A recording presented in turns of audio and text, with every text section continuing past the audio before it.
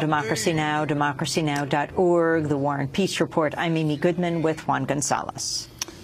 Well, we turn now to look at the state of Wall Street 4 years after the massive bailout in the news of this week's mortgage settlements with the major banks. Matt Taibbi has just written a new piece for Rolling Stone titled Secrets and Lies of the Bailout.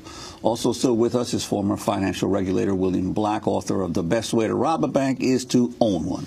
He is an associate professor of economics and law at the University of Missouri, Kansas City. Matt, beginning with you, the latest announcement of the agreement for some of the banks to pay several $1 billion now to supposedly to homeowners who were cheated in one way or another in the foreclosure crisis. Yeah, I mean, I think this is just to me, the most significant aspect of this is that it speaks to the failure of the government to address the foreclosure problem still 4 and 5 years after the financial crisis. And one of the points I make in the piece I just wrote, Secrets and Lies of the Bailout, is that foreclosure relief was originally written into the statute, the TARP statute, as a primary function of the original bailouts. It's right there in black and white, Section 109, that TARP was supposed to provide a massive program of foreclosure relief, and they never got around to it. And the only bailout program that ever provided any foreclosure relief was HAMP, and that to date they've only ended up spending about $3 or $4 billion out of all the bailout on that program. They have now, through litigation, there are these settlements that are starting to trickle in, but it's just too little too late. And you contrast that with what happened at the beginning of the bailout, where the banks and the financial companies were instantly handed hundreds of billions, trillions of dollars of relief. And I think that dichotomy is important for people to recognize, that the relief for ordinary people is still coming slowly and insufficiently years later, whereas relief for Wall Street came instantaneously and was excessive. The latest news about AIG, the board has decided not to sue the American people for not bailing them out enough, not joining the former CEO, I think they probably didn't want to Greenberg. become a Saturday Night Live routine this weekend, but yeah. Can you talk about the significance of this and what actually is going on? Greenberg, the CEO, the former CEO, is suing. Right, yes. This is a long-standing dispute between the former CEO of AIG, Hank Greenberg, and the government.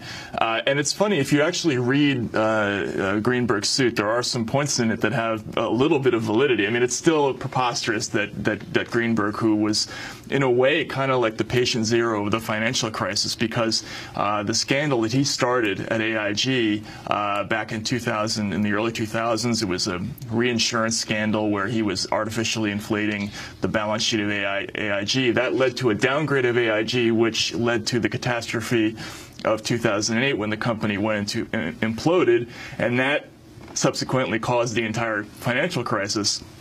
You can really point to Hank Greenberg as maybe the guy who caused the financial crisis, and here he is suing the American government over the bailout. But one of the things he says in his lawsuit is that the bailout of AIG was not really a bailout of AIG. It was a bailout of the companies that were owed money by AIG because they gave 100 cents in the dollar to all the counterparties of AIG, like Goldman Sachs and Deutsche Bank and Barclays, and that if he were in that position, he would have negotiated a much tougher deal.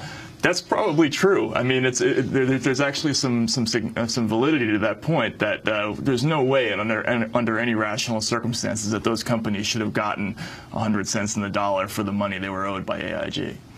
William Black, I'd like to ask you about this whole issue of the mortgage settlement that was announced. It is really, to me, it's amazingly scandalous that years later, justice has not been forthcoming for all of these homeowners who lost their homes. I think the settlement calls for about $3.5 billion in cash to some 3 million homeowners. That works out to maybe about $1,000 a homeowner.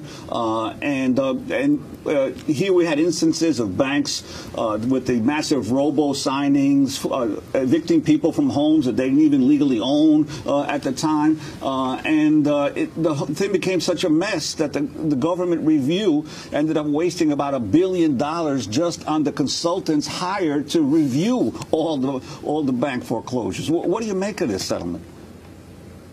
So the first thing is, this is more of what Matt and people like me have been writing about for years, the complete immunity of the elite Wall Street folks who caused this crisis through fraud, who became wealthy because of those frauds, and were then bailed out as a result of their frauds.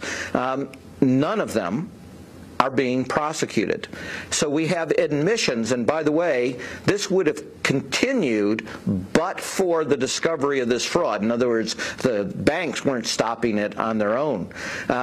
The robo-signing, that means what they were doing was lying systematically to the tune, typically at the large places, of 10,000 times a month, so over 100,000 times a year, committing felonies that would lead to people being made homeless in America in many cases. It's just an astonishing aspect that nobody has gone to prison for all of this, and that they gave them one of the largest grants of immunity you'll ever see. Second thing, as you say, the money in the press reports is grossly inflated. There's only about $3 billion in cash. You're quite correct. That works out to less than $1,000 per victim. So it is exactly what Borofsky quotes Geithner as saying, that these housing programs were not designed for the victims. They were designed to, quote, foam the runways for the banks to reduce their loss exposure. So the rest of the supposed $5 billion in settlement is really just what in the commercial world we call troubled debt restructurings, which are the things you would do anyway if the government didn't exist, because in most cases it's better for the bank not to have the default, to instead reduce the principal slightly. So none of that is actually a bailout. None of it is actually a settlement. It's just the banks doing that which will profit maximize for the banks anyway. June, when J.P. Morgan Chase's Jamie Dimon testified on Capitol Hill. This is Oregon Democratic Senator Jeff Merkley questioning Dimon. 2009, your company benefited from $500 billion in low-cost federal loans, $25 billion in TARP loans, TARP funds. Untold billions indirectly through the bailout of AIG that helped address your massive exposure in repurchase agreements and derivatives.